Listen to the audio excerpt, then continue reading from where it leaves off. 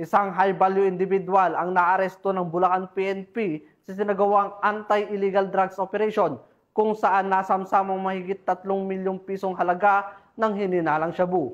Magbabalita dyan si Patrolwoman Janice Bulahaw.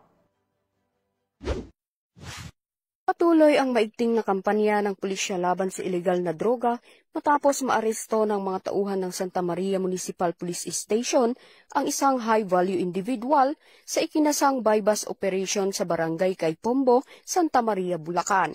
Ayon sa ulat, sa bisa ng operasyon na pinangunahan ng Station Drug Enforcement Unit ng Santa Maria MPS kasama ang Bulacan Provincial Intelligence Unit, Bulacan PITEs, RIU-3 at PIDEA Bulacan.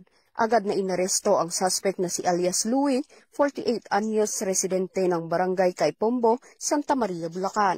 Narecover mula sa suspect ang karagdagang mga sachet ng shabu na may kabuuang timbang na 450 gramo at may standard drug price na 3,060,000 pesos.